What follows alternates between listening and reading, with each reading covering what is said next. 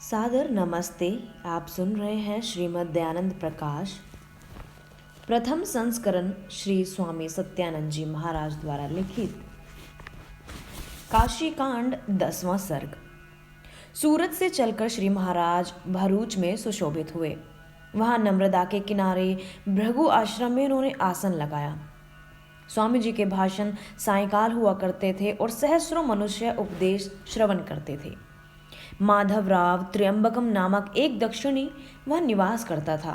उसके बहुत से शिष्य थे। वह एक दिन सदल बल सभा स्थान में आया। प्रतिमा पूजन पर शास्त्रार्थ करने के लिए समुदित हुआ और कहने लगा कि आज संहिता से मूर्ति पूजा सिद्ध करके ही जाऊंगा। डींगे तो उसने इतनी लंबी हाँक दी पर था निरा ओगणनाथ। थोड़े ही शब्दों में उसकी ढोल की पोल दिखने लगी। माधव ने अंगुली से तर्जना करते हुए महाराज को कठोर शब्द कहने आरंभ कर दिए। माधव भगवान को तर्जना कर रहा है, यह देखकर भक्त बलदेव की आंखें रक्त वर्ण हो गईं। उसने दांत पीसते हुए माधव को कहा, भल मन से अब भी टल जा, नहीं तो तेरी कपाल क्रिया अभी किए देता हूं। यदि तूने महाराज की ओर अब उंगली उठाए तो तेरी हड्डी पसली एक कर दूंगा। भक्त बलदेव के धधकते कोपाल को देखकर माधवराव त्र्यंबके के तोते उड़ गए। वह खड़ा खड़ा कांपने लगा। उस समय महाराज ने कहा, बलदेव कोप किस पर? ये तो हमारे भाई हैं, इन्हीं की कल्याण कामना करते रात दिन बीतते हैं। बलदेव शांत हो जाइए, मेरे मान अपमान पर ध्यान न दीजिए। धर्म उपदेशकों को तो भूमि के सदृश सहनशीलता संपादन करनी चाहिए। गुरुदेव का वचन सुनकर बलदेव शांत हो गया। माधव ने भी सोचा कि सहज से पिंड छूट गया है, इसलिए वह वहां से भाग गया। एक पारसी कैथोलिक ईसाई हो गया था। उसने ब्राह्मणों की सहायता से मूर्ति पूजा की सिद्धि पर व्याख्यान देने के लिए विज्ञापन निकाले। व्याख्यान में पधारने के लिए स्वामी जी को निमंत्रित किया।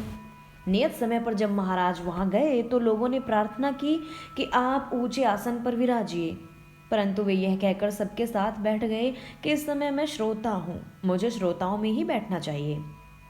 व्याख्यान में उस वक्ता ने महाराज के लिए बहुत अपमान सूचक शब्द कहे। उस समय वहां कुछ पूर्वीय सैनिक भी उपस्थित थे।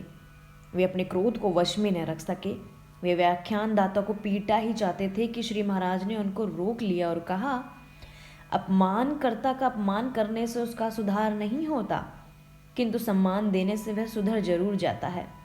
जैसे आग में आग डालने से वह शांत नहीं होती, ऐसे ही द्वेष की द्वेष बुद्धि उसके साथ द्वेष दूर करने से दूर नहीं हो सकती। अग्नि को शांत करने का साधन है जल, इसी प्रकार द्वेष को मिटाने का साधन शांति धारण करना है। महाराज के उपदेश को सुनकर सैनिक शांत हो गए। जेठालाल जी वकील एक दिन स्वामी जी को कहने लगे, महाराज यदि आप शास्त्रों द्वारा मूर्ति पूजा का मंडन करने लग जाएं तो हम आपको शंकर का अवतार मानने लग जाएंगे। स्वामी जी ने उत्तर में कहा, मुझे विश्वनाथ की पदवी का लालच काशी नरेश ने भी दिया था, परंतु मैं किसी की सांसारिक वासना के वशीभूत होकर सत्य का परित्याग कभी भी नहीं कर सकता। इन वचनों में जेठालाल जी के अंतःकरण पर गहरा प्रभाव डाला। वे सत्संग में रुचि पूर्वक आने लगे।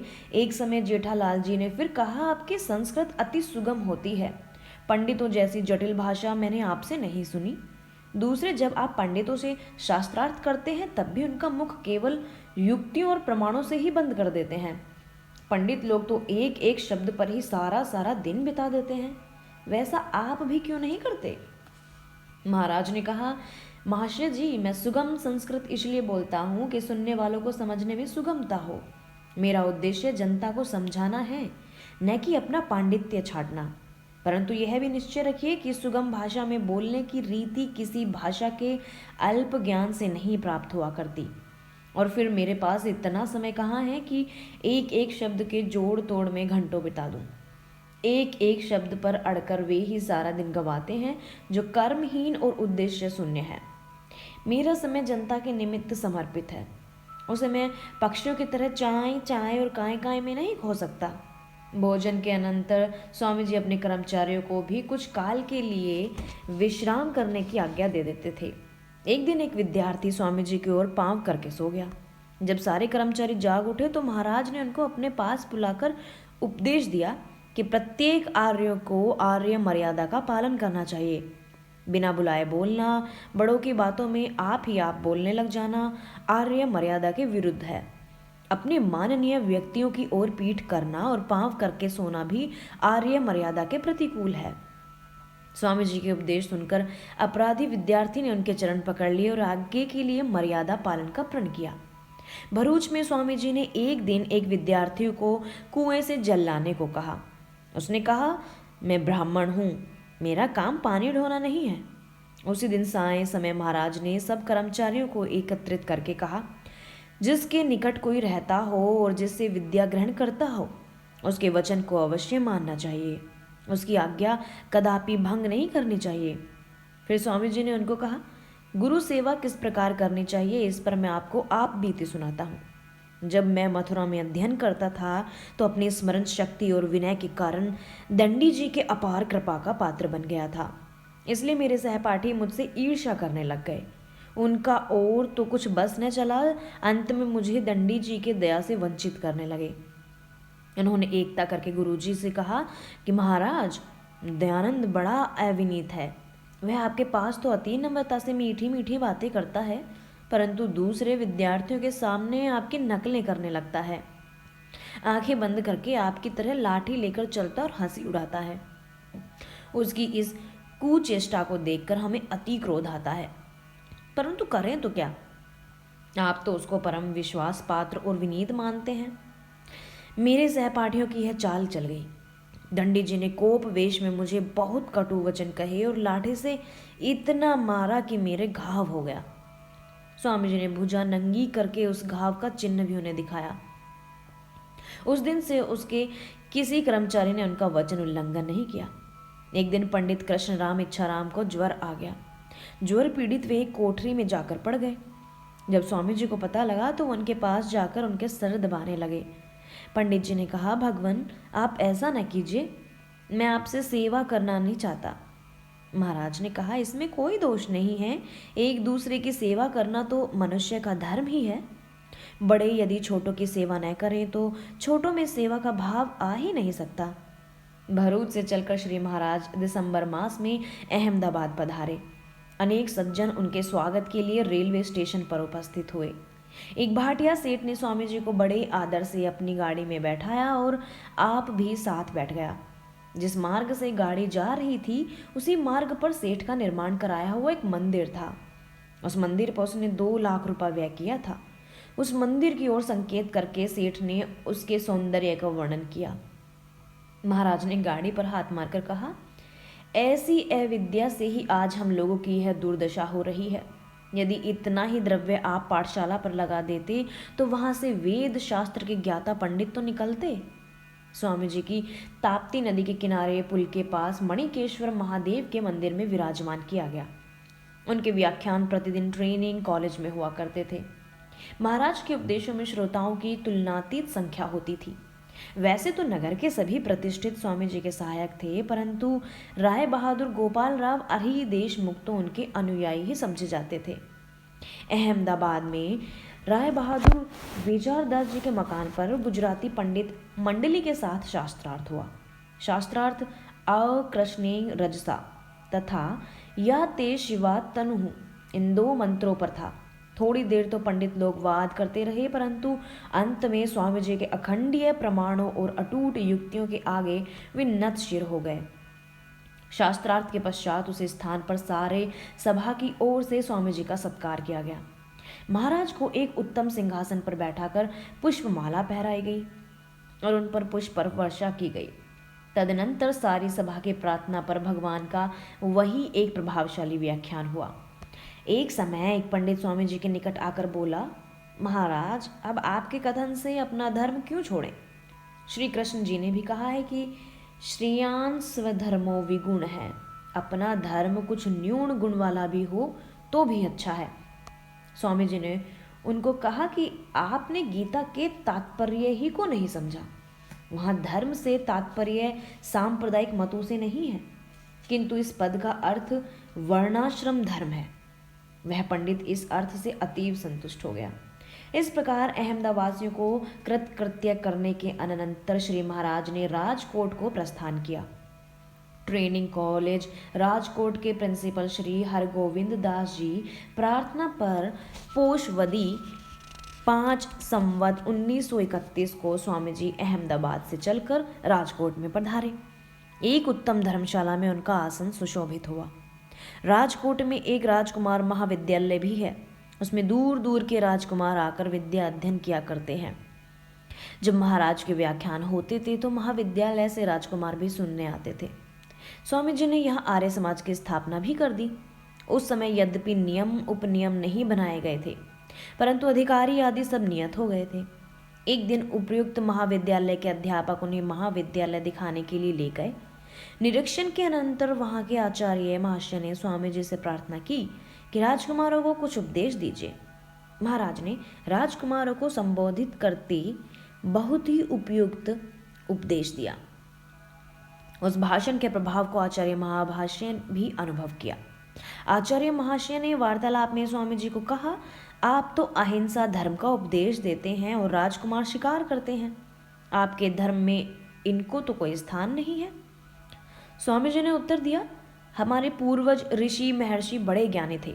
मृगादि पशु खेतों की, वाटिकाओं की और उद्यान आदि को न नष्ट कर दें, इसलिए क्षत्रियों के लिए उनका वध का विधान कर गए हैं। अतः पर रक्षार्थ क्षत्रियों का यह कर्म उपकार ही है। जब स्वामी जी वहां से आने लगे तो आचार्य जी ने उनकी ऋग्वेद की 2 पुस्तकें भेंट की। राजकोट में महाराज ने वेद के ईश्वरीय ज्ञान होने पर एक व्याख्यान दिया। उसमें उन्होंने अनेक युक्तियां देते हुए कहा, जिस परमात्मा देव ने मनुष्यों की आंखें आदि इंद्रियों के लिए सूर्य आदि सहायक पदार्थ किए हैं, यह हो नहीं सकता कि उसने मनुष्य के मस्तिष्क को उज्जवल और उन्नत करने के लिए ज्ञान न दिया हो। वह ज्ञान सृष्टि के आदि में ही होना चाहिए। श्री हरगोविंद दास जी के साथ महाराज गुजराती भाषा में वार्तालाप किया करते थे। वे अति शुद्ध, सरल और सभ्य गुर्जर भाषा बोलते थे। काठियावाड़ प्रांत के अनेक भद्र मनुष्यों ने महाराज के उपदेशों से धर्म जीवन प्राप्त किया, शांति लाभ की और सत्यासत्य का परीक्षण करना आरंभ कर दिया। इस प्रकार अपने जन्म प्रांत में विवेक का बीज बोकर श्री स्वामी जी पोष सुदी एकादशी संवत 1931 को अहमदाबाद की ओर चल पड़े। पोष की पूर्णमासी को श्री महाराज ने अहमदाबाद में दोबारा पदार्पण किया। इस बार उन्होंने स्वामी नारायण मत का अति ही खंडन किया। महाराज बड़ौदा में जाना चाहते थे, परंतु उन्हीं दिनों महलार राव सिंहासन ने उतार दिए गए थे। वहां सेना के गमन से गड़बड़ विद्यमान थी। उन्होंने वह समय वहां जाने के लिए उपयुक्त न समझा और अहमदाबाद से बलसाड़ में आ गए। वहां महाराज बड़े समारोह से स्वागत हुआ और एक पारसी के उत्तम कोठी में उनको उतारा गया। अनेक विषयों पर मनोरंजन व्याख्यान होते रहे। बलसाड़ में उनके व्याख्यानों में अधिक संख्या मुसलमानों और पारसियों की होती थी। कुछ एक धर्मध्वजी जान ने यहाँ भी स्वामी जी को विरोध किया। उन दिनों में भावनगर के राजगुरु भवानी शंकर के वहां आए हुए थे। वे लोग उनको प्रेरित करके शास्त्रार्थ के लिए ले आए। स्वामी जी उस समय व्याख्यान दे रहे थे, इसलिए राजगुरु भी बैठकर सुनने लगे। भाषण समाप्त हो जाने पर स्वामी जी ने घोषणा की कि जिस किसी को प्रश्न करना हो वह प्रसन्नता पूर्वक कर सकता है। कलह प्रिय लोग राजगुरु जी को शंका करने के लिए बार बार प्रेरणा करने लगे, परंतु उन्होंने उनको स्पष्ट कह दिया कि परम हंस जी वेद शास्त्र के अनुसार कह रहे हैं, मैं इनके साथ कदापि व्यर्थ वाद नहीं करूंगा। राजगुरु के कथन को सुनकर उन लोगों के मुख मुड़ जा गए, परंतु भद्र श्रोताओं की हर्ष का पार न रहा। कई दिनों तक बलसाड़ में निवास करके महाराज जब बसई को प्रस्थान करने लगे तो अनेक प्रतिष्ठित पारसी और दूसरे सज्जन उनको रेलवे स्टेशन तक पहुंचाने आए। जिस समय महाराज गाड़ी में आरूढ़ हुए तो उनके कंठ में पुष्पमाला पहराई गई और उन पर कुसुम वर्षा बरसाई गई। बसई में पधार कर स्वामी जी ने एक अत्युत्तम व्याख्यान दिया। यहाँ भी अनेक भद्रजनों ने अपने नाना प्रकार के संशय मिटाए। बसई में स्वामी जी के एक नौकर ने उनकी घड़ी चुरा ली। कर्मचारियों ने अनुसंधान करके अपराधी को पकड़ लिया और लाकर श्री महाराज के पास उपस्थित किया। वह नौकर स्वामी जी को देखकर रोता हुआ श्री चरणों में गिर पड़ा। कर्मचारी तो चाहते थे कि उसे राजदंड दिला जाए, परंतु भगवान ने ऐसा करना स्वीकार न किया। और कहा, हमारा काम सांप को मारना है, ना कि उसकी बिंबी को कूटना पीटना। महाराज ने अपराधी को चोरी के ऐसे दोष और फल समझाए जिनसे कांप कर उसने प्रण किया कि मैं फिर कभी भी इस पाप पंक में नहीं पड़ूंगा। बसई में धर्म उपदेश देकर महाराज मुंबई जाने के लिए प्रस्तुत हो गए। संगठन कांड, पहला सर्ग। दूसरी बार जब महाराज मुंबई में पधारे तो भक्तजन उनको बड़े समारोह से लाए और बालुकेश्वर पर लालजी दलाल के बंगले में ठहराया। स्वामी जी के अनुयायी आर्य समाज की स्थापना करने के लिए बड़े उत्सुक थे। उन्होंने माघ 1931 में राव बहादुर दादूबा पांडुरंग की प्रधानता में एक साधारण सभा लगाकर आर्य समाज के नियमों और उद्देश्यों पर विचार करने के लिए एक उपसभा नियत की।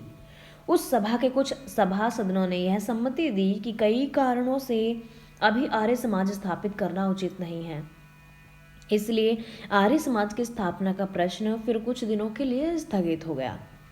महाराज ने श्री उपदेशों से लोगों को फिर उत्तेजित किया, जिससे सबने मिलकर सर्वसम्मति से राजमान्य राजे श्री पाना चंद्र आनंद जी पारिक को नियम उपनियम निर्माण करने के लिए चुना। पारिक महाशय थोड़े ही दिनों में आर्य समाज के नियम संगठन करके सबके सामने उपस्थित कर दिए। उनको देखकर श्री महाराज भी हार्दिक अनुमोदन किया। महाराज के आदेश अनुसार चैत्र सुदी 5 संवत 1932 वैक्रमी शनिवार को मुंबई नगर के गिरगांव मोहल्ले में डॉक्टर मानिक चंद्र की वाटिका में साय समय आर्य समाज की शुभ स्थापना हुई। वैदिक धर्म प्रचार की सभा की नींव रखी गई। सुधार का कल्पतरु आरोपित किया गया। आर्य जाति में नूतन जीवन और जागृति उत्पन्न करने का साधन उपस्थित हो गया। आर्य मान मर्यादा तथा आर्य गौरव गरिमा की रक्षा के निमित्त एक सैनिक संघ संगठित हुआ। सर्वसाधारण को धर्म प्रदान करने के लिए एक सत्संग गंगा का स्रोत खुल गया और दीन दुखियों की सहायता के लिए एक सेवक समिति उपस्थित हो गई। उस समय आर्य समाज के नियम निर्धारित हुए। पहला, सब मनुष्य के हितार्थ आर्य समाज का होना आवश्यक है। दूसरा, इस समाज में मुख्य स्वतः प्रमाण वेदों ही को माना जाएगा। साक्षी के लिए, वेदों के ज्ञान के लिए और इतिहास के लिए शतपथादि ब्राह्मण, 6 वेदांग, 4 उपवेद, 6 दर्शन और 1927 वेदों की व्याख्यान रूप शाखाएं, इन आर्ष ग्रंथों को भी वेद अनुकूल होने से गौण प्रमाण माना जाएगा। तीसरा, इस समाज में प्रति देश के मध्य एक प्रधान समाज होगा और दूसरी शाखा प्रति शाखा समझे जाएंगे। चौथा, सब समाजों की व्यवस्था प्रधान समाज के अनुकूल ही रहेगी। पांचवा, प्रधान समाज में सत्योपदेश के लिए संस्कृत और आर्य भाषा में नाना प्रकार के ग्रंथ रहेंगे और एक साप्ताहिक पत्र आर्य प्रकाश निकलेगा। ये सब समाज से प्रवृत्त किए जाएंगे। छठा, प्रत्येक समाज में एक प्रधान पुरुष, दूसरा मंत्री तथा अन्य पुरुष और स्त्री सब सभासद होंगे। सातवां, प्रधान पुरुष इस समाज की व्यवस्था का यथावत पालन करेगा और मंत्री सबके पत्रों के उत्तर तथा सबके नाम व्यवस्था लेख करेगा। आठवां, इस समाज में सत्पुरुष, सदाचारी और परोपकारी सभासद बनाए जाएंगे। नौवां, प्रत्येक गृहस्थ सभासद को उचित है कि वह अपने गृह कृत्य से अवकाश पाकर जैसे घर के कामों में पुरुषार्थ करता है, उससे अधिक पुरुषार्थ इस समाज की उन्नति के लिए करे और विरक्त तो समाज उन्नति ही में नियत तत्पर रहे। 10वां, प्रत्येक सप्ताह में एक दिन प्रधान, मंत्री और सभासद समाज स्थान में एक चित्र हो, सब कामों से इस काम को मुख्य जाने। 11वां, एकत्र होकर सर्वत्र स्थिर चित्त हो, पक्षपात छोड़कर परस्पर प्रीति से प्रश्नोत्तर करें। फिर सामवेद गान, परमेश्वर, सत्य धर्म, सत्य नीति, सत्योपदेश के विषय ही में बाजे आदि से गान और इन्हीं विषयों पर मंत्रों का अर्थ और व्याख्यान हो। फिर गान, फिर मंत्रों का अर्थ, फिर गान आदि। 12वां, प्रत्येक सभासद न्यायपूर्वक पुरुषार्थ से जितना धन प्राप्त करे उसमें से शतांश आर्य समाज, आर्य विद्यालय, आर्य प्रकाश पत्र के प्रचार और उन्नति के लिए आर्य समाज के कोष में देवे। 13, जो मनुष्य इन कार्यों की उन्नति और प्रचार के लिए जितना प्रयत्न करे उसका उतना ही अधिक सत्कार उत्साह वृद्धि के लिए होना चाहिए। 14वां, इस समाज में वेदों के प्रकार से अद्वैत परमेश्वर ही की स्तुति प्रार्थना और उपासना की जाए।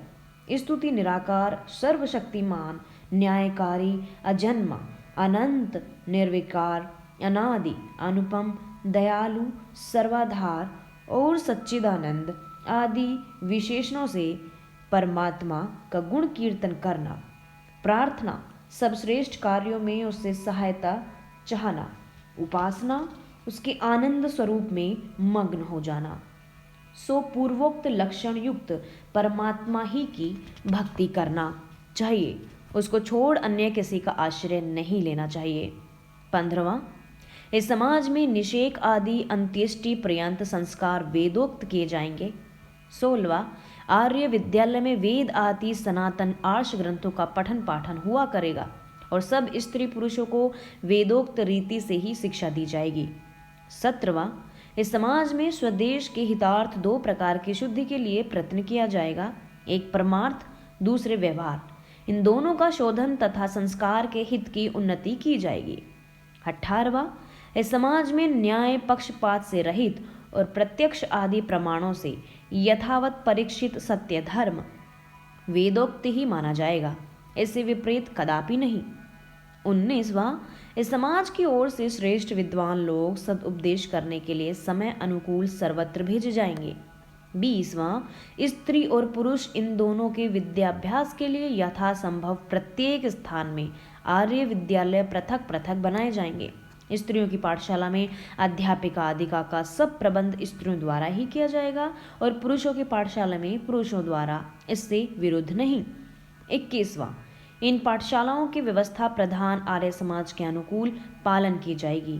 22वां, इस समाज में प्रधान आदि सब सभासदों को परस्पर प्रीति पूर्वक अभिमान, हठ, दुराग्रह और क्रोध आदि दुर्गुणों को छोड़कर उपकार और सुहृदय भाव से निर्वेक होकर स्वात्मत्व सबके साथ वर्तना होगा। 23वां, विचार के समय सब व्यवहार में जो न्याय युक्त सर्वहित साधक सत्य बात स्थिर हो वह सब सभासदों पर प्रकाशित करके वही बात मानी जाएगी। 24वां, जो मनुष्य इन नियमों को अनुकूल आचरण करने वाला धर्मात्मा सदाचारी हो उसको उत्तम सभासदों में प्रविष्ट करना, इसके विपरीत को साधारण समाज में रखना और अत्यंत प्रत्यक्ष दुष्ट को समाज से निकाल ही देना। परंतु यह काम पक्षपात से नहीं करना, किंतु ये दोनों कार्य श्रेष्ठ सभासदों के विचार से ही किए जाएं, अन्यथा नहीं। 25वां, आर्य समाज, आर्य विद्यालय, आर्य प्रकाश पत्र और आर्य समाज का कोष, इन चारों की रक्षा और उन्नति प्रधान आदि सब सभासद तन मन धन से सदा किया करें। 26वां, जब तक नौकरी करने और कराने वाला आर्य समाजस्थ मिले तब तक और की नौकरी न करे और न किसी अन्य को नौकर रखे।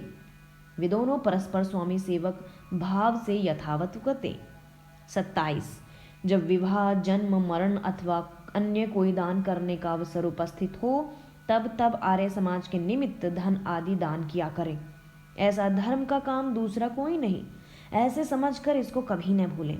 28वां, इन नियमों से यदि कोई नियम घटाया बढ़ाया जाएगा तो सब श्रेष्ठ सभासदों के विचार ही से सबको विदित करके ऐसा करना होगा।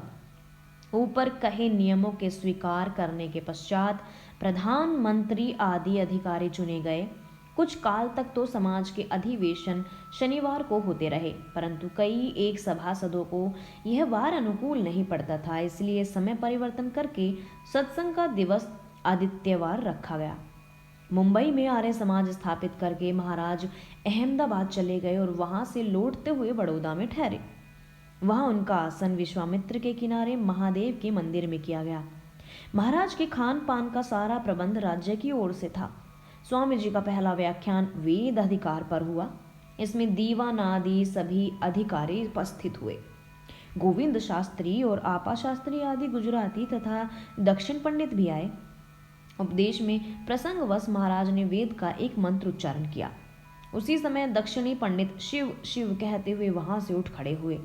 जब उनसे उठने का कारण पूछा गया तो उन्होंने कहा कि इस सभा में एक मुसलमान भूमिहार और राजगायक मोला बख्श बैठे हुए हैं। कुछ शूद्र जन भी इधर उधर खड़े सुन रहे हैं। स्वामी जी ने ऐसे अनअधिकारियों के सामने श्रुति का उच्चारण करके एक अनर्थ ढाया है। अधिकारी वर्ग ने समझा बुझाकर उन भूदेवों का बिठा लिया।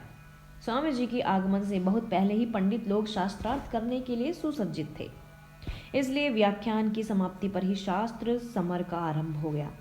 महाराज ऐसी सुगम संस्कृत बोलते थे कि लोगों की समझ में सहज ही आ जाती थी, परंतु पंडितों को यह बात अच्छी न लगी। वे बार बार जटिल भाषा बोलने के लिए उपहास पूर्वक ललकारने लगे। एक शास्त्री ने यह भी कहा, महात्मा जी, केवल भवती पचती मात्र से काम न चलेगा। आज आपको दक्षिणी पंडितों से पाला पड़ा है, कोई शास्त्रीय महत्व दिखाना होगा। प्रतिपक्षियों की प्रबल प्रेरणा पर अपनी प्रकृति के प्रतिकूल होते हुए भी महाराज ने अप्रसिद्ध शब्दपूर्ण समास बहुल अनेकार्य बोधक ऐसे जटिल संस्कृत बोलना आरंभ किया कि प्रतिवादी देखता ही रह गया। वह तो महाराज की धारा प्रभा संस्कृत के सारे वाक्यों को समझ ही न सका तो उत्तर क्या देता, उसे मूक मूर्ति ही बनना पड़ा। व्याकरण के भू शब्द पर भी एक व्याकरण ने थोड़ी देर तक वार्तालाप किया। महाराज की फक्कियाओं के वह भी न समझ सका। ऐसे ही अनेक शास्त्री एक एक करके उस वाक युद्ध में उतरते रहे और अंत में दयानंद वागीश की वचनास्त्रों से अवाक हो जाते थे। कोई 2 घंटे भीतर ही शास्त्री समूह निर्वात्र सरोवर की भांति प्रशांत हो गया। उस समय सारी सभा साधुवाद के नाद से बार बार निनंदित होने लगी। पंडित कृष्ण राम इच्छाराम को इतने दिनों के पश्चात ज्ञात हुआ कि प्रत्येक पक्ष में उनके गुरुदेव का ज्ञान अगाध है, उसकी था कोई भी नहीं ले सकता। एक दिन स्वामी जी बैठे हुए छोर करहा रहे थे। उसी समय एक शास्त्री वहां आ गया और कहने लगा, सन्यासियों का धर्म तो त्याग है, आप इस देह विभूषा में क्यों लगे हुए हैं? स्वामी जी ने हंसकर कहा, यदि बाल बढ़ाने में ही त्याग है तब तो रीछ सबसे बड़ा त्यागी सिद्ध होगा। ऐसी बातों में त्याग और वैराग्य नहीं है। देह की रक्षा के लिए उसे संवारना सुधारना धर्म अनुकूल है।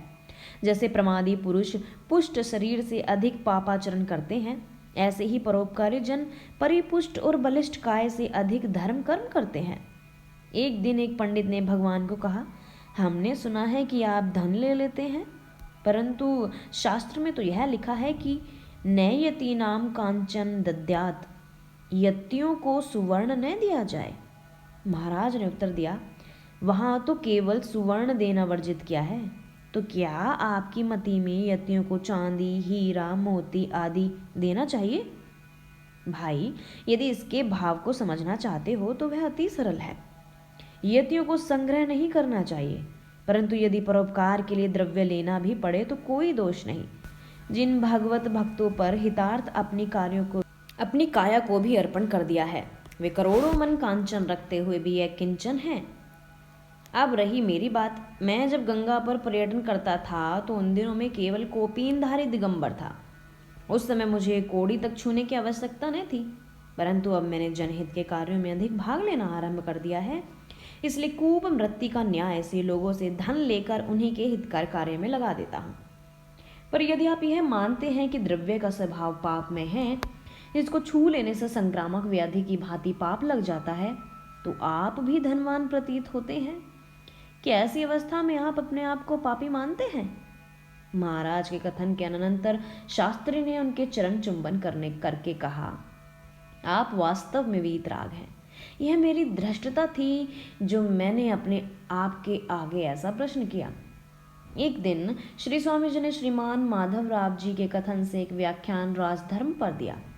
उसमें उन्होंने आर्य राज्य पद्धति का चित्रण करके राष्ट्र नीति विशारदों को भी आश्चर्यचकित कर दिया। किसी भी विद्यमान राज्य प्रबंध पर किंचिदपि कटाक्ष किए बिना महाराज ने राजा और प्रजा के धर्मों और संबंधों का ऐसी योग्यता से निरूपण किया कि व्याख्यान की समाप्ति पर माधवराव महोदय भी उनकी मुक्त कंठ से प्रशंसा की। बड़ौदा राज्य के दीवान बहादुर ने एक दिन महाराज को भोजनार्थ अपने गृह पर निमंत्रित किया। जब महाराज भोजन पाकर लौटने लगे तो 1 सहस्त्र रजत मुद्राएं श्री चरणों में भेंट की। महाराज ने वह रुपया न लिया और कहा, मैं कुरीतियों का खंडन करता हूँ। यदि यह रुपया ले लूँगा तो गोसाइयों की अपनी पधर रावणी के लिए एक दृष्टांत मिल जाएगा। नवसारी का एक भूमिहार किसी अपराध के कारण चिरकाल से कारावास में पड़ा हुआ था। उसका निर्णय होने में ही न आता था। उसके संबंधियों ने एक दिन पंडित कृष्णराम इच्छाराम को कहा कि स्वामी जी के पास दीवान आदि सभी अधिकारी आते हैं। यदि उनको कहकर महाराज हमारे बंधु का निर्णय शीघ्र करा दें तो हम उन्हें 50-60 सहस्त्र का रुपया देने को समुद्दित हैं। पंडित जी ने ऊपर की सारी वार्ता गुरु चरणों में निवेदन कर दी।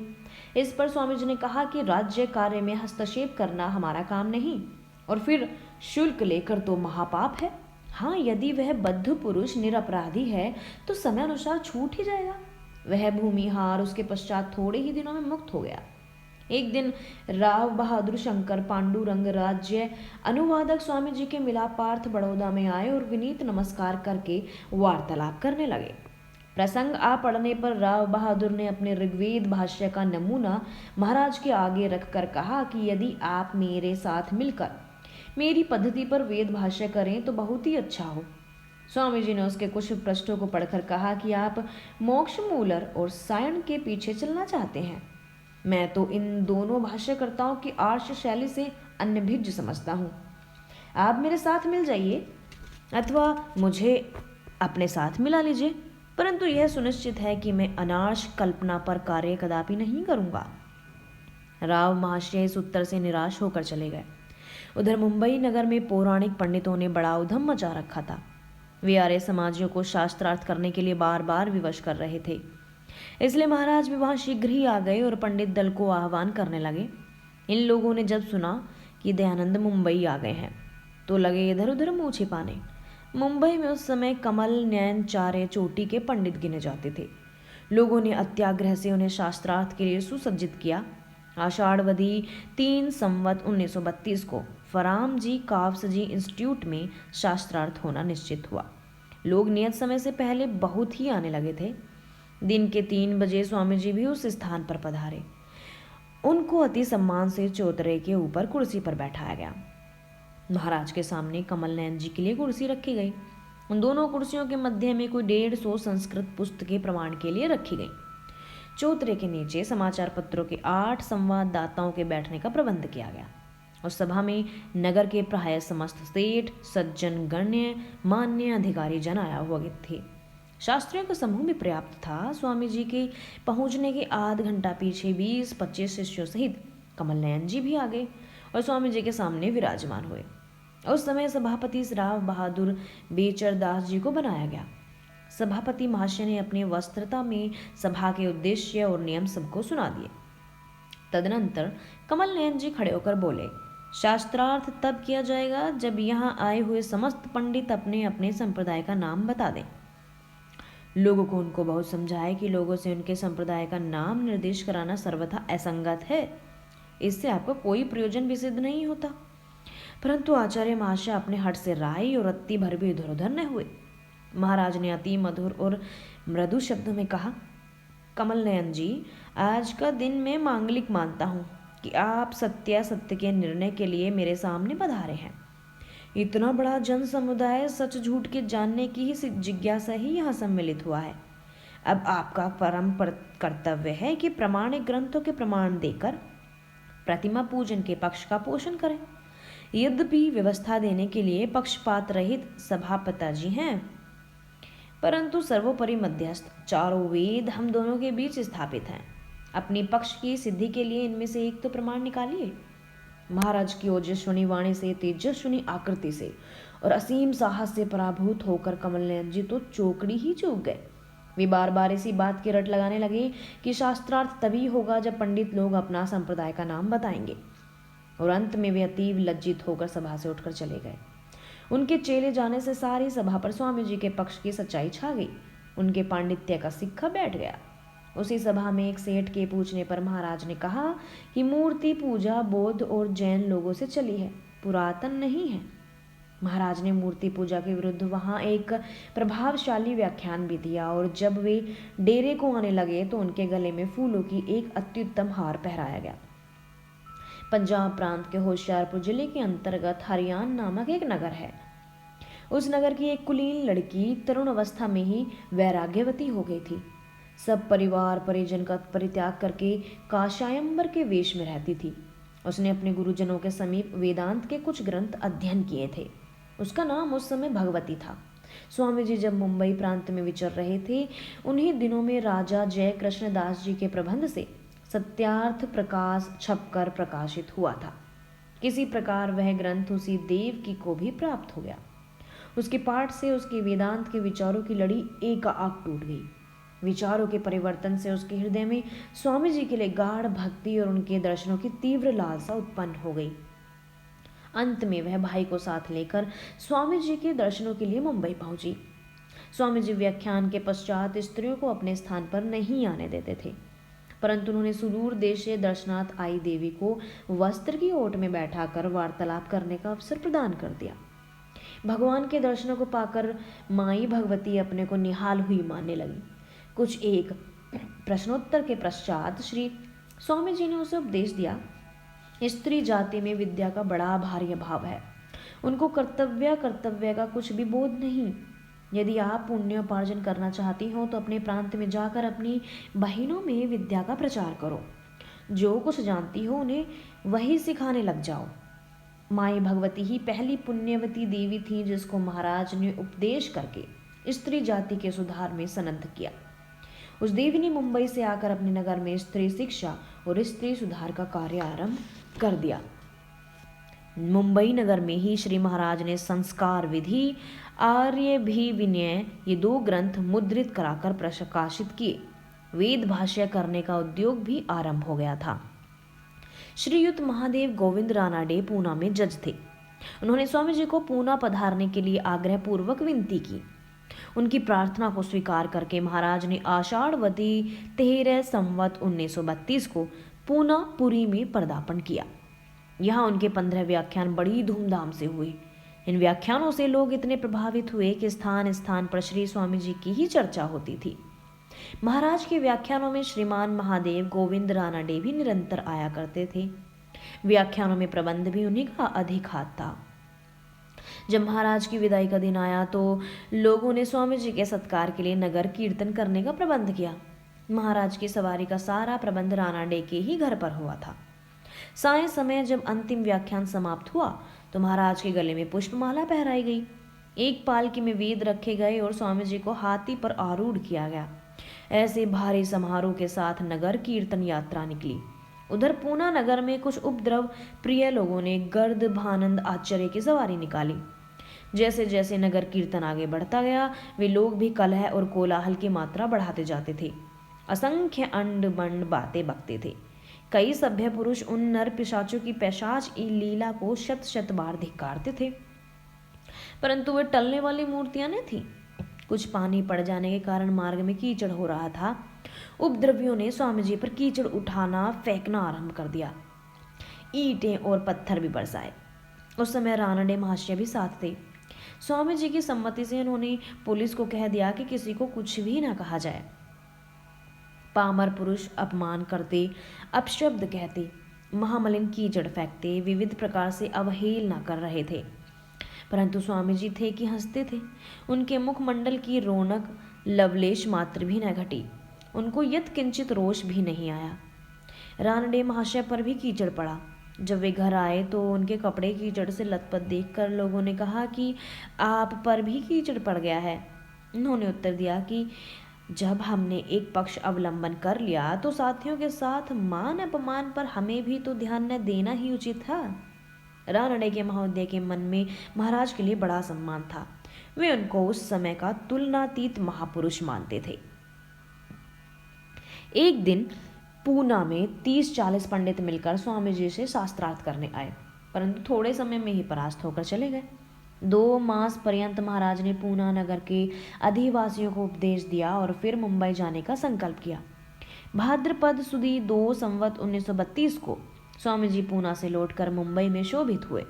अब की बार श्रीयुत नवीन चंद्र राय, प्रताप चंद्र मोजमदार और डॉक्टर भंडारकर आदि ब्रह्म समाजी सज्जन स्वामी जी के निकट वेद विषय पर वार्तालाप करने आए।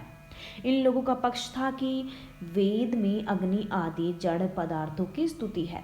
स्वामी जी ने उत्तर में मंत्रों के अर्थ से और प्रमाणों से यह सिद्ध कर दिया कि जहाँ आपको जड़ पदार्थों की स्तुति का भ्रम होता है, वहाँ वास्तव में परमात्मा का वर्णन है।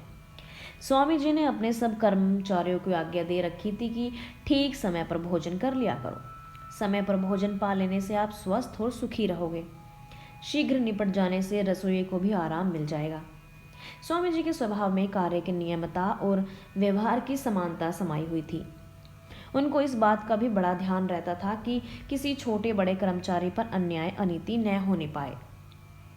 भोजन में भी वे इस बात को नहीं भुलाते थे। रसोई में कभी कभी स्वयं आकर निरीक्षण किया करते थे कि कहीं किसी को नियत वस्तु थोड़ी तो नहीं मिलती। रसोई में आटा, दाल, भात, घृत आदि भोज्य पदार्थ तोल कर दिए जाते थे। उन्होंने सबको कह रखा था कि आवश्यकताएं अधिक पदार्थ न तो परसो और न ही लो। थाली में झूठन छोड़ना बहुत बुरा है। इसमें एक तो खाद्य वस्तु का व्यर्थ में नाश होता है और दूसरे यदि किसी को दिया भी जाए तो बिगाड़ कर देना विवर्जित है। झूठा अन्न किसी मनुष्य को भी नहीं देना चाहिए। मुंबई में स्वामी जी ने नियम बनाया था कि नित्य भोज्य पदार्थों से घृत आदि वस्तुएं प्रतिदिन थोड़ी थोड़ी निकाल कर रख ले जाएं। उन बचाई हुई वस्तुओं से 8वें 10वें दिन कर्मचारियों को मिष्ठान भोज्य दिया जाता था। एक कर्मचारी ने एक समय निवेदन किया कि आप रसोई में तोलकर वस्तुएं देते हैं, कहीं ऐसा ना हो कि आपको लोग कृपण समझने लग जाएं। महाराज ने मुस्कुराकर कहा, लोग मुझे क्या समझते हैं अथवा क्या समझेंगे, इसकी चिंता तो मुझे स्वप्न में भी नहीं होती। पाकशाला में परिमित पदार्थ इसलिए देता हूँ कि अधिक न पकने से अन्न का नाश और निरादर नहीं होता। कर्मचारी जन यदि मित आहारी रहेंगे तो उनको रोग भी न होगा और वे काम भी अच्छा करेंगे। मिताहार और मित व्यय से कोई कृश और कृपण नहीं हो सकता। उन दिनों स्वामी जी भी प्रायः सायंकाल भोजन नहीं किया करते थे, रात को केवल दूध ही लेते थे। स्वामी जी प्रतिदिन सवेरे 3 बजे उठते और कुल्ला आदि करके जलपान करते थे। शौच स्नान आदि से निर्वृत्त होने पर आसन लगाकर योगारूढ़ हो जाते थे। विविध आसनों द्वारा ही व्यायाम कर लेते थे। जिस समय वे प्राणायाम के कुंभक में अवस्थित होते थे तो उनकी मूर्ति तप्त स्वर्ण की भांति देदीप्यमान दिखाई दिया करती थी। उनके मुख कमल की कांति अतीव उज्ज्वल होती थी। सूर्योदय से पूर्व ही भ्रमणार्थ निकल जाया करते थे। महाराज इतने शीघ्र चलते थे कि कोई दूसरे उनके साथ जाता तो उसे साथ दौड़ना पड़ता था। चलते समय सांस नाक द्वारा ही लेते थे। सुदूर एकांत स्थान में जाकर 1 घंटा तक समाधिस्थ रहते थे। फिर 8 बजे आसन पर लौट आते। 12 से आते ही अपने पांव और पादरक्षर झाड़ने लगते, परंतु विद्यार्थी उन्हें यह कार्य प्रायः नहीं करने देते थे। वे आप दौड़कर झाड़ने लग जाते थे। तदनंतर श्री महाराज सवासन होकर 20 पल तक विश्राम लेते। उस समय उनका शरीर निश्चेष्ट हो जाता था। विश्राम के पश्चात शेर भर दूध पान करते थे। उसी समय कर्मचारी उनके निकट आ उपस्थित होते थे। तत्काल लिखने आदि का कार्य आरंभ हो जाता था और दिन के 11 बजे तक निरंतर होता रहता था। महाराज भोजन के समय भी स्नान किया करते, इसलिए कार्य से उठकर स्नान करके भोजन पाते। वे 2 तोले से अधिक घी और छोटे छोटे 8 फुलकों से अधिक अन्न नहीं खाते थे। वे ग्रास को अच्छे प्रकार चबाते और आहार करने में कोई आध घंटा लगाते थे। उसी समय समाचार पत्र भी सुन लिया करते थे। भोजन के पश्चात आधी घड़ी तक बाएं करवट के भार पड़कर आराम करते और फिर उठकर साय के 4 बजे तक कार्य प्रयाण करते रहते। ठीक 4 बजे मिलने जुलने वाले आया करते थे। महाराज उस समय से रात के 10 बजे तक लगातार प्रश्नों के उत्तर देते और लोगों का संशय मिटाते। ठीक 10 बजे श्री महाराज सादा पर स्वच्छ बिछोना बिछाकर सैयाशायी हो जाते। निद्रा उनके इतने वश में थी कि खाट पर पड़ते ही तुरंत उनकी आंख लग जाती थी। 2-3 पल पर्यंत भी उनको निद्रा की प्रतीक्षा नहीं करनी पड़ती थी। शेष भाग अगली ऑडियो में।